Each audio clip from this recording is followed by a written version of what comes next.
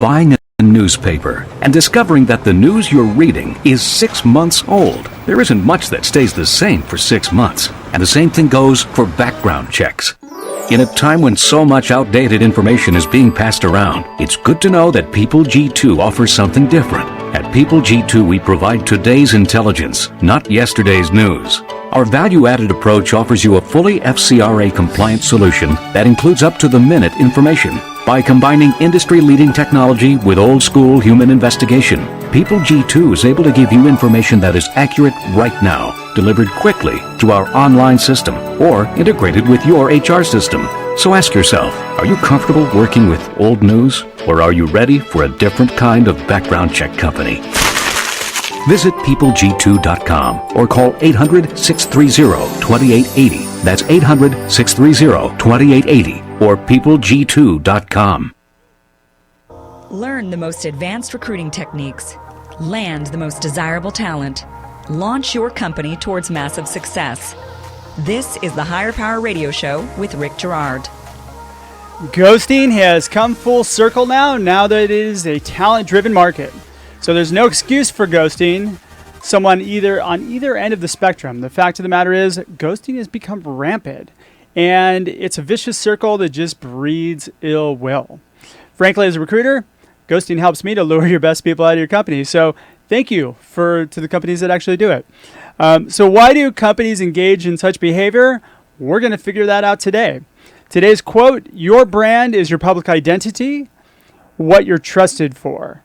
And for your brand to endure, it has to be tested, refined, managed, and expanded as the markets evolve.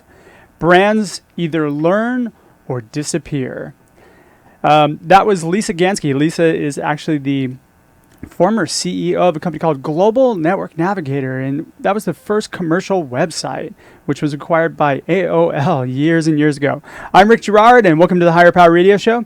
Our mission is to help entrepreneurs and hiring managers avoid costly hiring mistakes. We identify a specific problem and provide proven tactical solutions to help your company win the hire. We share insights from top-performing rebel entrepreneurs, disruptors, and industry experts like our guest today, Ken Middleton. Ken is the DevOps recruiter for YourDevOpsRecruiter.com. Ken, you're actually like the CEO of the company, right? Yeah. Okay. So Ken spent about 10 years working in the IT staffing industry, and actually the world's largest IT staffing company before deciding to venture out on himself. He started Your DevOps Recruiter to focus on connecting the best DevOps candidates to DevOps companies while evangelizing DevOps to the masses. So you're a DevOps guy, is that what you're saying? That is it. I love the specialization. One way he accomplished this is through his YouTube channel, The Dub Repository, in which he posts weekly DevOps career tips, rants, and what bugs him about the recruiting industry, and interviews DevOps SMEs on different DevOps topics in a segment known as DevOps Defined. So I've actually heard Ken rant about ghosting quite a few times, which makes him the perfect guest for today's show. Ken, welcome to the Higher Power Radio Show. Thanks, Rick. I appreciate it, man. Yeah, I'm glad to have you. We're going to have a lot of fun today. So today we're going to cover what causes ghosting and how to stop ghosting. Or like if you want to look at the adverse, if you want to keep promoting ghosting, then hey, go for it. But we don't recommend it, right, Ken? No doubt. It is a terrible practice. It is, but it happens quite often. So let's talk about what the problem is. So we're going to specifically focus on companies because this is where I and you too see the problem, correct?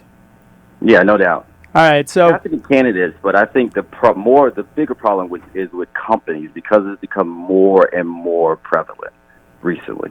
Okay. So let's talk about what ghosting is first, right? Ghosting is, to me, and maybe you can give me a different definition, but ghosting is essentially when you bring somebody through the interview process to whatever point in the process, and then you just don't return their calls. Correct? Yeah, absolutely. Yeah, I think it's equivalent to what we used to say in the back old days when they talk about ghosting of relationships. When someone just didn't return your phone call anymore, it's the exact same thing. When they break up with you via text message? Yep, and you're stalking them then at the movie theater or something crazy. So yeah, exactly. It's not you, it's me. All right, so so now that we know what ghosting is, I mean, this is a problem, and this happens quite often, and it's a big pain point or a deal of frustration with a lot of job seekers, passive candidates, really anybody who's gone through a hiring process. Almost most people have actually experienced this at some point. No doubt. I mean, it's crazy, Rick, because it's one of those things. I don't think companies intentionally do it, if you will, but I just think they don't think about or realize the impact that it's having on them. And as we shared before, a lot of the companies are worried about the candidates doing it to them. What I've seen is that the bigger problem are the companies that they don't understand how it hurts their brand so tremendously when they just don't do a simple thing like follow up with the candidate. Just closing the loop. So why might companies ghost? Now, it was funny because I've done some research into this in the past, and you see different articles about companies being scared to be sued. Maybe they're running too fast to pay attention. And some people just think it's lazy, inconsiderate, or arrogant. But why do you think that companies ghost? Yeah, I mean, I have a couple of theories about this. I think the biggest one, and I think I know it because part of my job is to to identify companies to work with. And one of my strategies has always been when I'm talking to managers, hey, Mr. Manager, you have one HR person or maybe two HR people that are trying to work on 20 positions. How much, focus do you think that person is giving to your job? And that's just the reality. Oftentimes you have one, two, maybe three recruiters, and they're trying to fill 60 positions, and they're just overworked. Yeah. So I think one of the biggest problems is that they don't have the time, or they feel like they don't have the time to get back to everybody. So I would think that's probably the biggest, number one, if you ask me. So that's a structural issue, right? I mean, you can actually have just an admin. I mean, there's tools out there to automate the process. All you have to do is push a button that says, thank you, we're not interested. Absolutely. Yeah, I think that's part of the problem. I think there's companies still trying to do things in antiquated ways, and they just don't get have off the your time Excel to do it. spreadsheets, right? Yes, exactly. And they don't realize the access to technology that can prevent this from happening and not overwork their recruiters and HR people. Okay, so your take on why they might be doing it is primarily that they're overworked? Well, no, there's a couple, so that's one. Right? Okay. So that's probably one that I think, because look, I'm a nice guy, at least I like this. My mom tells me I'm a nice guy, and I like to see the good in people. I don't think anybody's doing it. Yes, I don't think anybody does it maliciously, Rick. But yeah, so that's one. But number two is there are people, I think at times, they just don't think it's important enough. It's like anything you have in life, like when you get so busy with so many things going on, the thing that you subconsciously think is least important, you're going to find a reason not to do it. And I think when you have an HR person or a recruiter that has 60 positions again to fill, and he or she has all these managers asking them for feedback, they need more candidates, they're not considering that the candidate that they spoke to 2 weeks ago hasn't heard anything, and they need to follow up with them because that's not what's front of the load. That person isn't paying their paycheck. So it's the feeling that that's not important, that the candidates would be okay, and they don't really need to do it. And hey, it's just like ghosting with relationships. If they don't hear from me, sooner or later they'll get the idea, right? So yeah.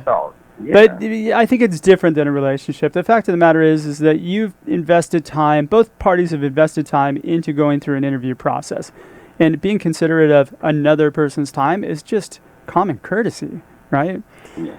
I think I have a little bit of a theory that really what it boils down to and why we do not do it is because of communication flow. And I think that happens when the company side is unsure about the person. They don't know. Instead of coming to a conclusion on one side of the fence or the other, they just don't make a decision and they just let it linger. And then finally they just figure it's going to go away. It's really not that hard when you're going to pass for sure on somebody to send them that quick email, right? Mm-hmm. Should be easy, and I think you're hitting on something. I got to be honest, Rick. I didn't think about that at times, but you're 100% right in the sense that I think where a lot of the ghosting happens, and I'll use a situation I had happen maybe a month ago, where the client disappeared for like a month. Like, 3 weeks. We didn't hear from them for 3 weeks. And we were thinking, all right, they're clearly not interested. They came back 3 weeks later and be like, hey, we want to do one more interview. And we're like, well, where the hell have you been for 3 weeks? And we're emailing you, texting you, like, what is going on? And to your point, they weren't sure. So they rather not say anything than to go one way or the other. And I think that is a mistake. Well, so as recruiters, that's kind of on us in a way, if you think about it. I mean, if you got the relationship with the hiring managers, or if you're an in-house recruiter, it's your responsibility to make sure that you get somebody on one side of the fence or the other. But, that goes down to the process, right? And I think, like, that's a key indicator of having either no hiring process or having a ineffective hiring process that doesn't extract the right information out of a candidate so you can come to a conclusion. Yeah, I agree. I think that what I tell people is that when I'm talking to companies and I'm saying, hey, because I'm very clear when I work with clients, Rick, like, hey, one thing I can take a no any day of the week, but I can't take a lack of communication. And communication is extremely important to me. And if you don't have a process in place to give feedback or a process in place that says, hey, here's how we do it, then I tell people if you haven't established a hiring process, then you have a bad hiring process. And that is a majority of companies who haven't sat down and actually wrote this out, created it, structured it, and kind of verbalized the importance of it. Well, let's be honest, though, 90% of companies don't have that. Mm-hmm. They have kind of like a haphazard put together process that they kind of, because where you got to prioritize your time, especially as a startup. And so do companies really take the time to think, okay, what is our hiring process? How do we tie this around to our corporate values? And how do we create an experience that's going to elevate our brand?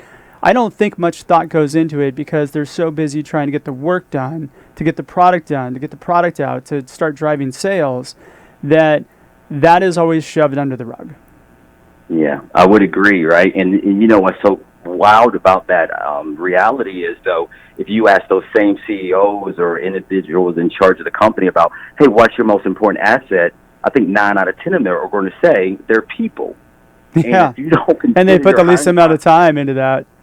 Exactly. And that's the paradox of it, or just what's so baffling why companies don't put a process in place. But I agree. I would think 90, I don't know if it's 90, but it's pretty high that they don't have a process in place, and which inherently means they have a bad one probably.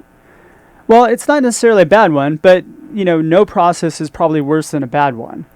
At least if you have a bad process, you have a process, right? But again, I think your interviews have to be intentional. When people go in and they meet somebody and they spend time with them, they should be very clear on what information they need to extract out of that interview for them to come to conclusion. To get to the truth of who that person is and be able to have the evidence to back whether or not to make a hiring decision or not make a hiring decision. And then it becomes really easy to not ghost people because you can close the loop really quickly. And what I would say, Rick, and I get it, like, I agree with you in the sense of, a clear process, a clearly defined process, and really no in or out, right? I definitely agree with that. But I do understand that there are times that things are happening, that people are, to your point, they're busy, they're traveling, they're out of the country, Absolutely. They're doing whatever. What I see companies make the mistake of is not communicating anything. You call, you email, you follow up, and if some news is better than no news, right? Contrary to the former adage, right? Yeah, just something that I can help. So true. It is so true. Just sending a little bit of a, hey, I can't get back to you for 2 weeks. That's way better than nothing. Absolutely. And it goes back to the original of, I guess, people feeling like two things. One, they're overwhelmed, again, and then two, just not prioritizing it, not realizing that simple email that will take you 30 seconds to compose and send will mean a huge difference for the candidate and to you protecting your brand rather than not sending anything. So just not taking it seriously. So is this excusable? I don't think so. Yeah, I don't think so either. Companies. No, it's because, to your point, there are tools that you can put into place that will automate a lot of these things for you, and you do not just have to worry about it. Like, and I think, and I may be wrong, but I think I know myself, if I at least got an automated email that I even know is automated, like you can tell that your name was replaced with the script or whatever, it still is going to give you some sense of closure than not hearing anything at all. Because you know at least someone took a time to push a button to tell you something, as opposed to not giving you anything. Yeah, I was kind of hoping you and I would have something to disagree on, but I'm in alignment with you on that one. All right, you're listening to the Higher Power Radio Show. I'm Rick Girard. We're going to take a quick break for our podcast listeners for a quick educational moment. All right, so finally, welcome back to the show. My name is Rick Girard. We are talking to Ken Middleton. Ken is the president of Your DevOps Recruiter. And we're talking about ghosting. So we just talked about, kind of what are the causes of ghosting. Now we're going to talk about how to stop ghosting. So let's give everybody kind of an idea of how, what steps we need to put in place to elevate your brand and not have this as a problem in your organization. Yeah, I personally just have a couple ideas that I think could simply work. Load it up. Let's go. Boom. All right. So one, I think easily, prioritize what's important, right? I think a lot of times that your HR is probably going to be overworked, and so you need to make sure that you're not just giving your HR representative or recruiter too many positions that you don't need right now, and you say, hey, not that this is something I need 3-4 months down the road. Here are the positions I need to fill in the next month, and give them the focus to work on those as opposed to putting so much on them at one time. All right, so that's the first thing. We have to differentiate two things. So that's if you've got a recruiter, right? Right. And then, of course, if you have a recruiter, isn't it the recruiter's job to prioritize those?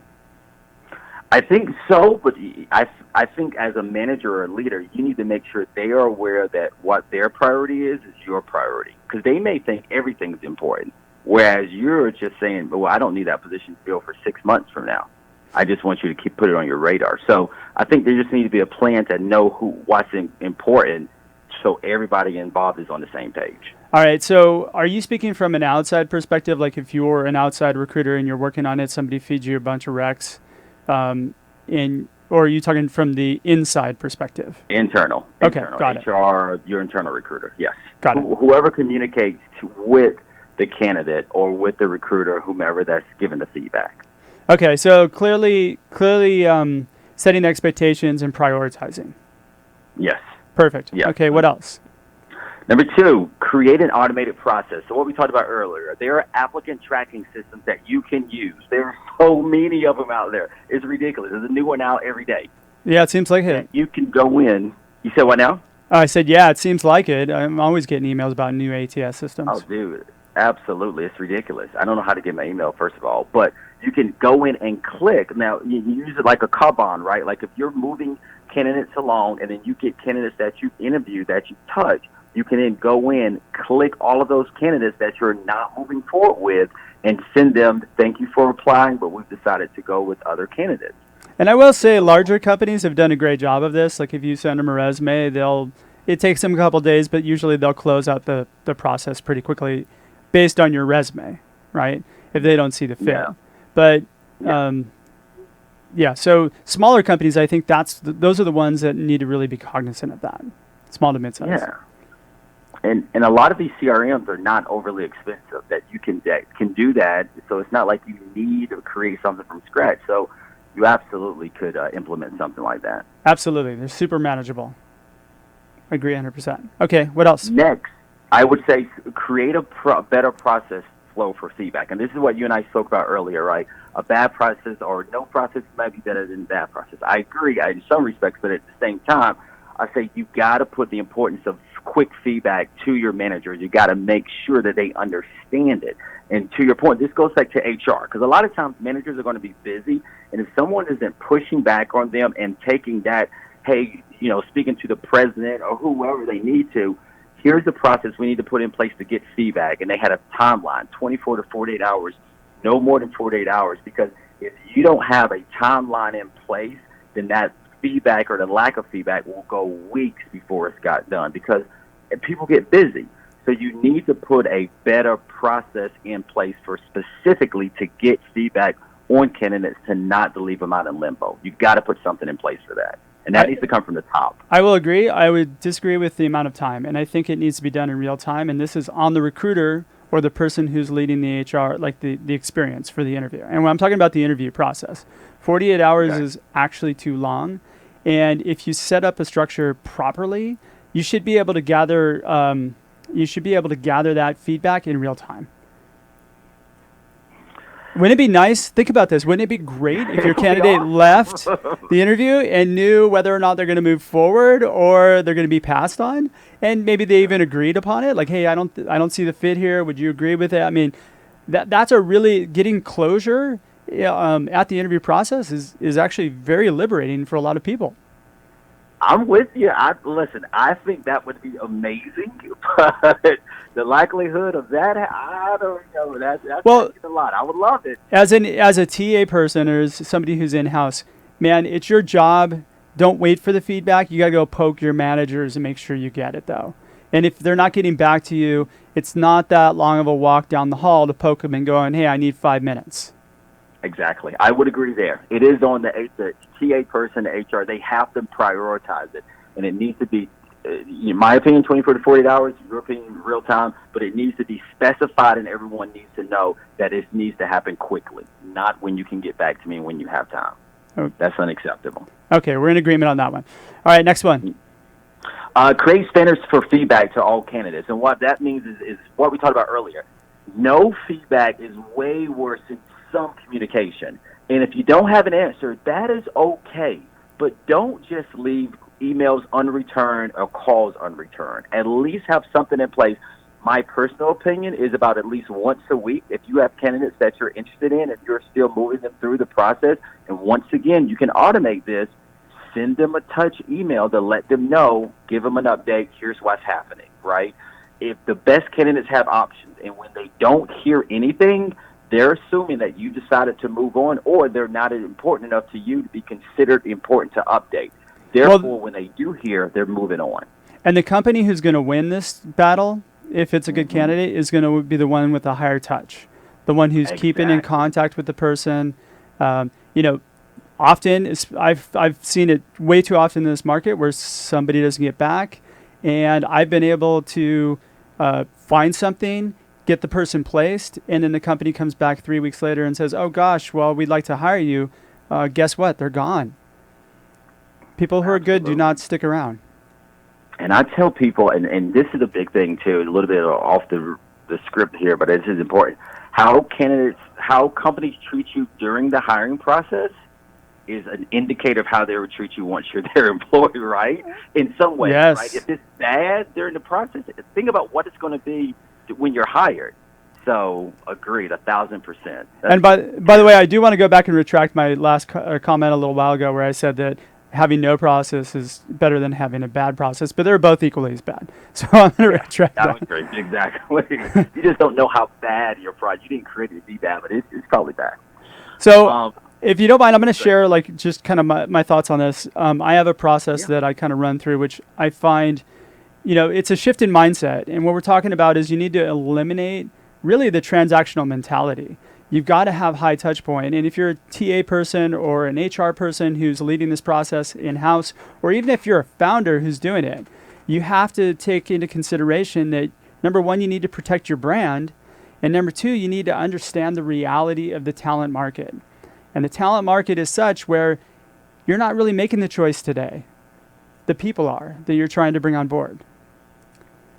And so you need to breed the right culture. You need to make sure that you're fostering an environment that has communication and is able to gather feedback quickly. Agree or disagree? Agree, 1,000%, man. Okay. You couldn't have said it better myself. All right, cool. Spot on. Before I have you share your takeaways, I have a process. So having the process for quick decision making and feedback, just a couple tips. Number one, I think it's really important that you have a lead person who's monitoring the interview, be it a founder, HR person, recruiter, admin, whoever's in during that interview process, somebody who's in charge of doing that, pressing the button, saying thank you. You should have a process for quick decision making and feedback. I like to sit there and poke the manager. I schedule an extra 10 minutes. So after they come out of the interview, I have 10-minute window to get their feedback. You can put knockout questions in there. And what you want to do is you want to get that information and build in a system where you gain evidence to support whatever no decision you're getting. So real quick, we're running really low on time. I got about 2 minutes left. Ken, can you give me your quick key takeaways here? Absolutely. Feedback, good or bad, super important, right? And as you said, no news is not better than some news. So give some news, give it an update regardless. Number 2, this doesn't happen unless you make it a priority. Put time in calendar, just like Rick said. You've got to get in front of people quickly, and you've got to create a process. And then number 3, honestly, we just got to care. I think people a lot of times forget about the humanity of interviewing and how stressful it can be on some people during that time of their life, and how that little letter can be the difference of them like just feeling like their lives are terrible, or just something like, hey, they have hope. So we got to care more and treat people empathetically how we would want to be treated if we were in their shoes. And you are 100%. That's the best way to leave this show. Ken, thank you so much for your time investment today, and I want to welcome you to the Higher Power Radio community. Now, what would be the best way for members of our community to reach you? They can email me, kmiddleT@yourdevopsrecruiter.com. Okay. Or check out my YouTube channel, the D-Hub Repository on YouTube. And we'll have that all linked in the show notes. I want to thank our listening audience for tuning in to this week's episode of Higher Power. Quick thanks to our team, our engineer, Paul Roberts, our producers, Andrea Ballin, Shanti Ryle, and Ayla Gerard. If you're listening to the podcast, please subscribe, review, and share. And we are listening, and we definitely love your feedback. You can join the Higher Power Radio community at Higher, that's H-I-R-E, Power, P-O-W-E-R, radio, R-A-D-I-O.com. Or you can drop me an email at rick@stridesearch.com. Tune in next week. Our guest is going to be Dr. Dina Brown. She's the CEO of DC Brown International. I'm your host, Rick Gerard, and you have been listening to the Higher Power Radio Show. Aloha. Thank you for listening to Higher Power with Rick Gerard on OC Talk Radio.